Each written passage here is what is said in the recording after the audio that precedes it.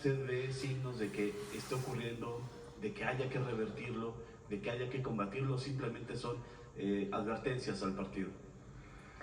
No fueron solo esos 2 puntos, fueron 10 puntos, que realmente son una... Ya los había presentado yo el día que presenté mi licencia Morena, y son 10 puntos. El primero habla de la importancia de la unidad. Los otros puntos tienen que ver con la ética de la transformación, que los recursos económicos no se vuelvan la distinción de un militante, sino todo lo contrario.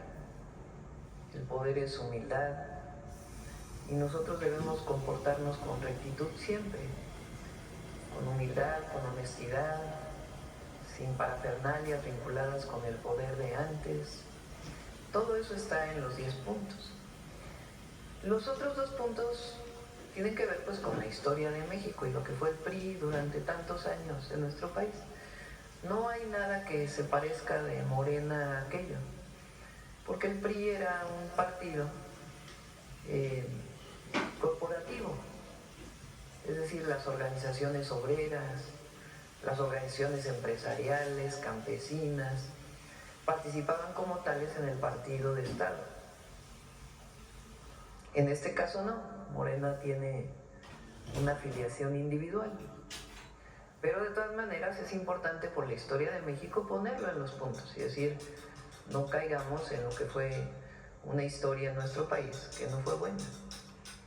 Y la otra pues es parte de las orientaciones, no hay nada que pueda vincular al partido Morena a ninguna situación de vínculo con la delincuencia, sino sencillamente es un elemento sustantivo que debemos de tomar en cuenta siempre. Ok, gracias. En una nota que traemos publicada en imagen en Excelsior, hacemos hincapié en cómo el hecho que ocurrió en Chalco con la señora que pues asesinó a 2 personas defendiendo una casa que presuntamente estaba invadida, se destapa también un tema de invasión de casas muy fuerte en el Estado de México. Ahí participan en esta red de delincuencia diversas organizaciones criminales que están bien identificadas, la Unión Tepito, los 300, la Choquiza, sindicatos incluso, y sobre todo en los municipios del oriente del Estado de México. Quisiera, si usted durante la presentación que hicieron ayer del programa de rescate en la zona oriente del Estado de México, se habló acerca de rescatar también vivienda, de hacer quitas con el Infonavit, con el ISSSTE, reestructurar créditos, pero no se habló de este tema, Presidenta. ¿Se tiene algún diagnóstico de la gravedad del tema de la invasión de casas en los bloques de casas de los que usted ha hecho referencia en muchas ocasiones? Casas que quedaron abandonadas, que han sido invadidas y que se requiera pues una acción de gobierno para devolverlas a sus dueños originales. No sé si ya lo presentó aquí el Infonavit, sino para que se presente en la próxima conferencia que tiene que ver con vivienda. Probablemente vengan mañana. Les informo de una vez, paréntesis, que la conferencia de seguridad la vamos a pasar para el jueves, porque estamos esperando que se cierren todos los datos de abril. Recuerden que hay unos días en que se consolidan, se concilian los datos con las fiscalías estatales y queremos presentar el cierre de abril, entonces va para el jueves y probablemente mañana presentemos vivienda. Se estima que hay más de 600,000 viviendas abandonadas o ocupadas de manera irregular en el país, imagínense. ¿De qué viviendas estamos hablando? Viviendas que se construyeron principalmente en el periodo de Fox y de Calderón, en donde las viviendas del Infonavit eran en realidad negocios privados, no representaban la necesidad o el acceso a una necesidad de las y los trabajadores. Se construyeron muchas viviendas alejadas de los centros urbanos, algunas de 35 metros cuadrados, han encontrado algunas de 10 metros cuadrados, sin servicios, sin cercanía a las poblaciones. El trabajador accedía a un crédito que ya sabemos cómo era, donde cada vez el crédito aumentaba más en vez de disminuir conforme se iba pagando. Y además nunca podían habitar la casa porque o no tenía servicios o estaba muy lejos o de plano nunca se construyó. Pero hay más de 600,000 viviendas en estas condiciones. ¿Qué estamos haciendo? Primero, un censo. Se está realizando en este momento entre el Infonavit, la SEDATU y Bienestar, un censo porque se tienen las direcciones de todas esas viviendas construidas con el Infonavit, para ver en qué situación está la vivienda, si está ocupada por la persona que pagó su crédito, si está ocupada por otra persona o si está abandonada y en qué condiciones está en la vivienda. A partir de ahí vamos a hacer un programa, sea de regularización. Por supuesto que no puede habitar su vivienda, pues no puede pagar su crédito, y ver qué vamos a hacer con esas viviendas. Entonces en este momento estamos en el censo. Una vez que termine el censo y que sepamos en qué condiciones están estas viviendas, ya presentamos el programa de atención a este caso. Pero es muy distinto a lo que mencionas. El otro tema es el tema de posibles o presuntos delincuentes que se adueñan de una vivienda que ocupa una familia que por alguna razón a lo mejor no está ocupada y la están rentando y hay momentos en que está sola o alguna otra condición de este tipo. Eso en particular en el Estado de México lo está viendo la Fiscalía del Estado de México con apoyo del Gabinete de Seguridad, que fue pues el caso muy sonado que también lo está viendo la Fiscalía. De esas 600,000, ¿se tiene una idea de cuántas serían en el Estado de México?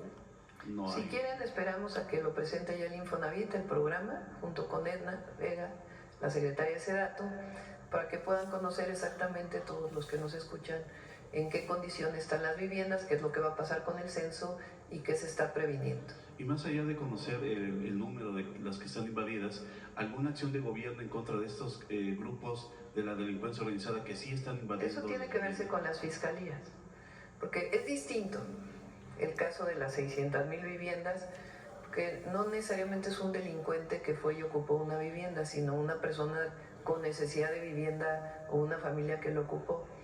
Aunque pueda ser un acto que no parece legal, es una condición distinta a una banda que se dedique a despojar de viviendas a las personas.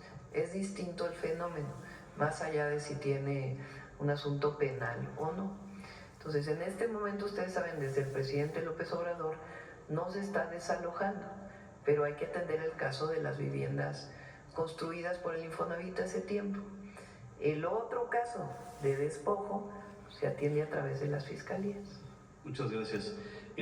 Y por último, Presidenta, la sección 22 de la Coordinadora Nacional de Trabajadores de la Educación mantiene su llamado a hacer un paro a partir del 15 de mayo, un paro nacional de todos sus agremiados. Aquí hemos visto que han venido representantes de la CENTE, también del sindicato, para dialogar con ustedes y evitar este paro. ¿En qué van estas pláticas? Hay diálogo con todos los maestros y maestras, tanto a través del Sindicato Nacional de Trabajadores de la Educación, con la coordinadora. Hay diálogos estatales en donde está participando la Secretaría de Educación Pública para atender las demandas locales. Están los puntos que ofrecimos desde hace tiempo, que tienen que ver con el FOBISTA, el congelamiento de la jubilación y algunas otras acciones de apoyo a las maestras y los maestros. Entonces hay un diálogo permanente y va a seguir el diálogo. Con lo que ustedes han ofrecido, ¿no tendría sentido un paro nacional? Pues ya vamos a pedirle al secretario de Educación que venga. Lo importante es que hay diálogo, que hay comunicación y que hay coordinación. Y en la medida en que podamos cumplir las demandas justas de las y los maestros, lo vamos a hacer. A veces pues sobrepasa el presupuesto del gobierno y es difícil cumplir las demandas que solicitan. pero nuestro apoyo a las maestras y los maestros, y vamos a buscar la mejor condición para ellos. Muchas gracias. Bueno, vamos a ver acá, Carlos. Buenos días a todas y todos, Carlos Navarro de Heraldo Media Group. Presidenta, entonces con esta estimación de 0.7 puntos porcentuales, la meta mínima de crecimiento anual en México es de 2.7% en su administración. Estamos revisando con Secretaría de Hacienda cuál fue el que presentaste de las previsiones. Entre 1.5 y 2, lo que se presentó para este año en la última actualización que se tuvo que presentar al Congreso, y se están haciendo permanentemente todas las evaluaciones. Lo importante es lo que hemos mencionado, que no es que nosotros estamos esperando a ver qué va a pasar en la economía de los Estados Unidos y estamos cruzados de brazos a ver qué va a pasar. No, hay un trabajo permanente de todo el gabinete y particularmente el gabinete económico para fortalecer la economía nacional y que no solamente haya crecimiento, porque el crecimiento del PIB es una variable. A nosotros nos interesan las variables que tienen que ver con el bienestar de las y los mexicanos, que a veces no solo es el crecimiento, a veces ni siquiera en el crecimiento se refleja, sino una mejor condición y calidad de vida de las y los mexicanos, y particularmente el crecimiento del empleo bien remunerado. Entonces en eso estamos trabajando, para eso es el Plan México. Entonces el Plan México hoy se presenta lo que nos comprometimos, y hay varios otros temas que están pendientes de presentar, como los polos del bienestar, por ejemplo, que ya los vamos a presentar pronto, y otros más. Y estas medidas, es importante, también han sido dialogadas, consensadas con los distintos sectores productivos del país. Entonces, para poner una cifra, el mínimo sería 2.2% anual. No quisiera yo poner una cifra, lo importante es que no tiene que ver con estas visiones negativas, pesimistas de organismos financieros internacionales que han dado para México, porque estamos trabajando permanentemente, repito, no solo para el crecimiento, sino principalmente para el bienestar. Gracias. También preguntarle en otro tema, el presidente de Estados Unidos, Donald Trump, hace unas nuevas declaraciones, palabras más, palabras menos, dice que usted tiene miedo de los cárteles del crimen organizado. ¿Qué responderle a estos comentarios, presidenta? Mire, yo no quisiera que... Hay muy buena comunicación con el presidente Trump. En 3 meses y poquito de su gobierno, pues hemos tenido más de 5 llamadas. Y es buena la comunicación, a veces no estamos de acuerdo, pero se dice en la llamada de teléfono y ha habido respeto. Entonces, yo no quisiera que la comunicación entre el presidente Trump y su servidora, entre Estados Unidos y México, fuera a través de los medios y declaraciones a los medios.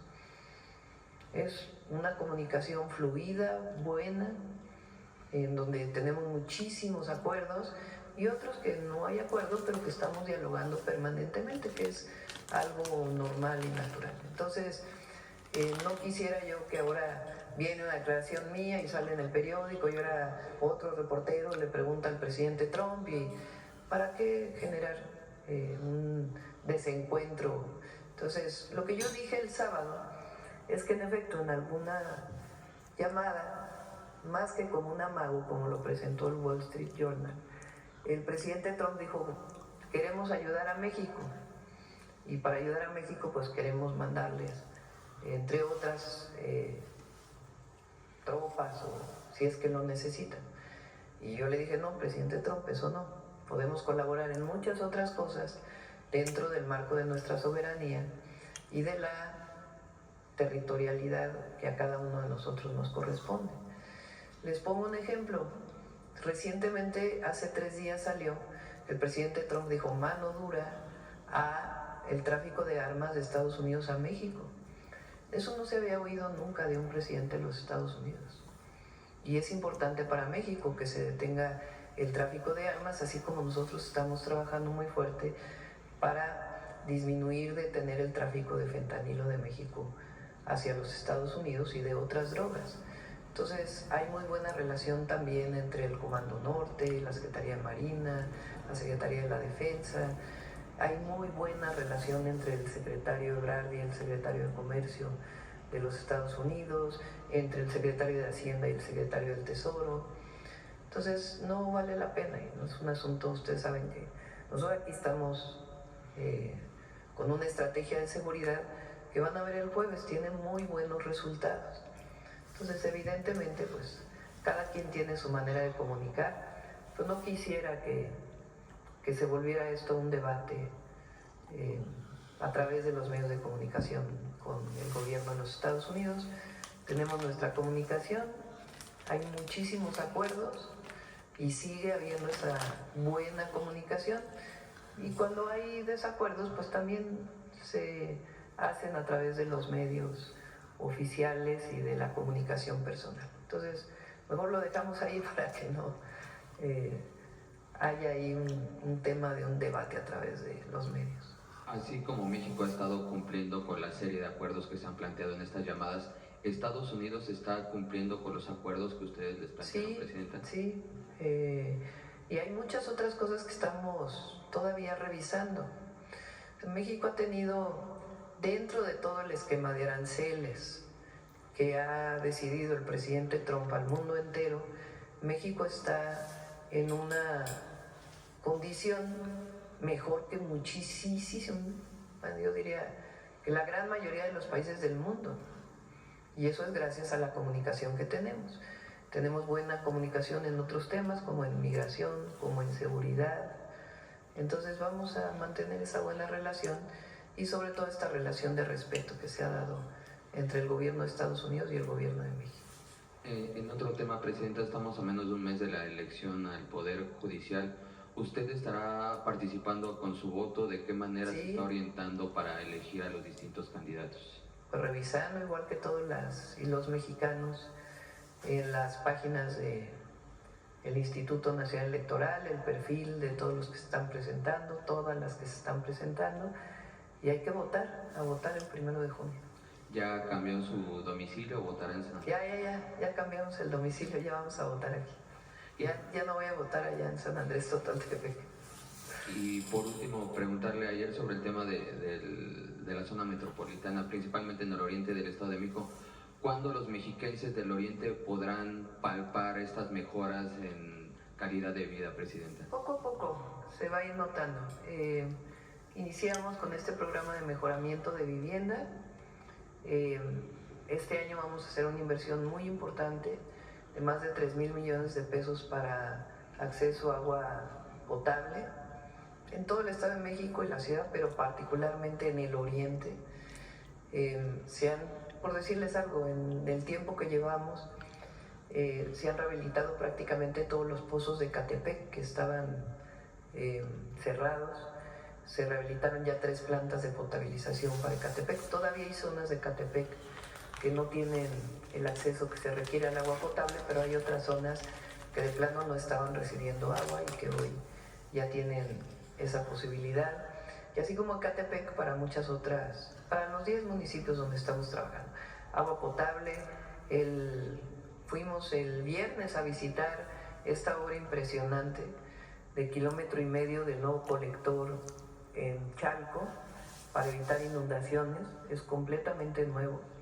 Es una inversión de más de cerca de 500 millones de pesos. Va a evitar inundaciones. El lunes de hoy en 8 inauguramos el trolebús elevado para Chalco y de ahí nos vamos a ir a Iztapaluca. Vamos a iniciar este mismo año. Es decir, son varios programas y ayer mencioné que vamos a ampliar el número de preparatorias y al menos un pequeño campus universitario de las universidades que estamos creando en cada uno de los 10 municipios. Muchas gracias, buena semana a todas y todos. Bueno, a ver acá para terminar de este lado. Presidente, buenos días a todos. Preguntarle, Presidenta, sobre el caso de este agente de la extinta Policía Federal, ejecutado el 30 de abril en el estado de Morelos, condecorado como héroe, testigo clave en un caso de un líder criminal. ¿Tenía protección del gobierno federal? Si les parece que el jueves lo informen con todo detalle el Gabinete de Seguridad, lo hemos visto en el gabinete, pero me gustaría que lo informara directamente el secretario García Harfuch. Y en temas también de seguridad, preguntarle sobre el caso del rancho Izaguirre del estado de Jalisco. Este fin de semana fue detenido el presidente municipal de Teuchitlán. ¿Qué le informó su gabinete de seguridad? Pues el caso lo está llevando la Fiscalía General de la República. Como ustedes saben, nosotros pedimos que la Fiscalía trajera el caso y pues más bien es el fiscal quien tiene que informar pues cuáles son las pruebas de este vínculo delincuencial del presidente municipal. Él lleva ya en la presidencia, o llevaba ya en la presidencia municipal, fue reelecto, o sea, lleva más de este año, que es cuando entraron los presidentes municipales de Jalisco. Entonces ya lleva tiempo ahí en la presidencia municipal, entonces la Fiscalía tiene que informar cuáles son los vínculos o los presuntos vínculos con uno de los cárteles. ¿Va a escalar esta investigación lo que le hayan comentado hoy en la mañana al representante? El fiscal, que informe el fiscal. Lo importante, quiero mencionarlo, el grupo de buscadoras que entró por primera vez al rancho Teuchitlán, en Teuchitlán, Izaguirre en Teuchitlán, me escribió una carta después de la conferencia de prensa del fiscal. Le pedí a la secretaria de Gobernación que pudiera haber por lo menos un llamado del fiscal con este grupo de buscadores, de buscadoras, Guerreros se llama, creo, ¿verdad? Guerreros buscadores. Y hubo una llamada de teléfono del fiscal con la presencia de la fiscal de víctimas, Irene Herrerías, con ellas, para poder pues seguir teniendo comunicación y que ellas puedan expresar libremente lo que encontraron en el rancho y que puedan ser pues atendidos en toda la magnitud las solicitudes que tengan, además de las reuniones que se están teniendo con la Secretaría de Gobernación. Si es necesario, sí. Por ahora pues están reunidos con la Secretaría de Gobernación y van muy bien las reuniones. Gracias. A ver, acá para terminar de este lado. Mariana Madrid, de Canal 13 Alavisión. Una precisión para la presentación del secretario de Hacienda.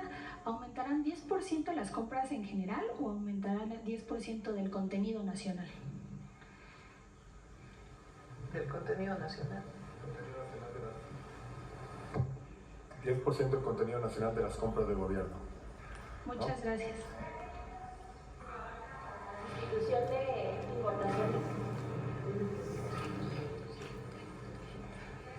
Sí, lo anunciaremos en la convención bancaria. ¿Hay expectativa de los especialistas de que haya una contracción de la economía en el segundo semestre y de que incluso se alcance una inflación del 3.8%? ¿Ustedes tendrían también estas estimaciones o cuáles serían sus cifras? A ver, Edgar y luego Marcelo. Con su permiso, Presidenta. No, nuestro escenario base es de un crecimiento positivo de la economía, medido en términos del PIB. Como mencionaba la Presidenta, hay otros indicadores de bienestar también que son muy importantes. Estamos en niveles mínimos de desempleo. La medición actual surge a partir de la consolidación de las encuestas en el 2005. El último reporte de desempleo estamos en 2.2%. La masa salarial está en máximos históricos. Hay un crecimiento muy sólido de los datos del empleo, sobre todo del empleo formal.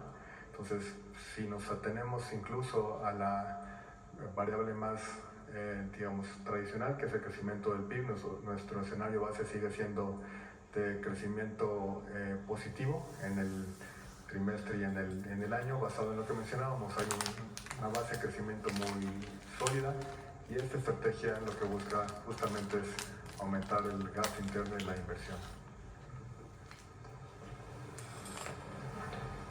Bueno, brevemente te diría que siempre hay que tomar con reserva las expectativas por el margen de error que ha habido, que es enorme. Pero más en esta ocasión porque tenemos todavía muchos elementos por verse. O sea, en qué va a terminar toda esta reorganización del orden comercial y qué efecto va a tener, cuánto va a durar. Hay algunos elementos que todavía no tenemos la respuesta completa. Pero también creo que hay otro elemento sustantivo en donde diferimos, porque no están midiendo el efecto que va a haber a partir del segundo semestre en relocalización de cadenas productivas. O sea, solo estás contabilizando elementos negativos, pero no estás viendo algunas cosas que están empezando a suceder. Entonces, yo diría que tomáramos con mucha reserva muchas de esas previsiones que están por esas razones que te acabo de comentar. ¿Cuál es nuestra previsión de la decir el secretario de Hacienda? ¿Y en qué se fundamenta? En los datos consistentes que tenemos verificados y en la confirmación de flujos de inversión y movimientos de líneas de producción que estamos constatando en nuestro territorio. Y Presidenta, ¿ya tendrá su gobierno conocimiento de en qué se gastará el remanente del Banco de México? Estamos trabajando en eso. Hay una parte por ley que tiene que irse a pago de la deuda. Entonces, Edgar, normalmente tenemos reunión los lunes, ahora nos vamos a ir corriendo a Puebla. Entonces, tenemos reunión esta semana para ver el cálculo exactamente de cuál es el monto que se va a destinar a inversión y de ahí pues ya informaremos en qué se va a destinar. Muchas gracias. Ahora sí, este lado, a ver acá. Gracias, Presidenta. Yuber Carolina, de Código Libre. Siguiendo con el tema de economía, ahora el presidente Donald Trump dice que aplicará un impuesto del 100% a las películas hechas en el extranjero, alegando que la industria cinematográfica estadounidense está muriendo. ¿Cuál es su opinión y qué apoyos habrá que incrementar el gobierno mexicano para apoyar esta industria? Bueno, ahora subió un poco en este año el apoyo de descuento por impuesto para cine nacional. ¿Cuánto fue, Edgar? No sé, no lo recuerdo en este momento. Sí, se los damos si quieren mañana exactamente en cuánto aumentó. Pedimos si quieren que venga Claudia a platicar lo que está haciendo en cine y todo el trabajo que está haciendo también en Estudios Churubusco, y es un trabajo muy importante y de apoyo a la industria cinematográfica, y vamos a seguir conforme avance el sexenio también apoyando más. Ahora, la manera de producir ahora en el sistema o en la industria cinematográfica pues es muy variado. Ya no es exactamente como antes, que todo se producía dentro de un estudio, que todo se producía en Hollywood, y ahora pues se ha globalizado muchísimo esa industria, incluso con las plataformas digitales. Ya no todo se presenta en las salas de cine, sino a través de las plataformas digitales, pues se difunde muchísimo la producción cinematográfica. Entonces habría que ver pues este tema de los aranceles que impulsa el presidente Trump, pues cómo en algo tan global como una plataforma digital podría implementarse, ¿no? Es más complejo. ¿Esta convención del 8 y 9 de mayo usted va a asistir a la convención bancaria? Sí, vamos el jueves. El jueves en la mañana vamos a ir como parte de los planes de justicia, a entregar tierras al pueblo wixárika, y en la tarde vamos a la Convención Nacional Bancaria, y Hacienda ha estado trabajando con los bancos para poder ampliar las posibilidades de financiamiento a las micro y pequeñas empresas. Aquí, sí, de aquí nos vamos. Presidente, en otro tema, ¿tiene información de qué banda de Estados Unidos está en contubernio por autoridades mexicanas sobre el huachicol? ¿Cómo se va a trabajar estos desafíos de organizaciones criminales dedicadas al contrabando? ¿Y cómo está esta seguridad en las aduanas? Se está haciendo un trabajo muy importante de colaboración, de coordinación, y también de atención al fenómeno del huachicol. Yo quisiera esperar a que se presentara completo antes de adelantarlo. Tiene que ver con entrada de combustibles a través de puertos y fronteras, que algunos ya se mencionaron en su momento, se dio la noticia, cómo fue este vínculo, cómo es que se dio, etcétera, etcétera. Y hay mucha coordinación con las distintas instituciones del gobierno de los Estados Unidos. Entonces ya en su momento vamos a presentarlo completo, en este momento pues está en proceso de investigación. Y haciendo otro énfasis en la carta Morena, de último momento la dirigencia borró la orden de suspender cualquier indicio de proselitismo. ¿A qué se debió este cambio? ¿Usted sabía por qué esto quedó afuera?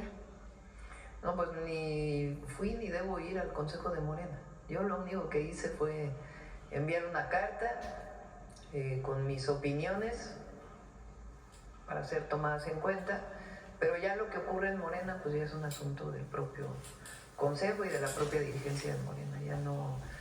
Ya no es un asunto de la presidenta y ellos lo tienen que informar.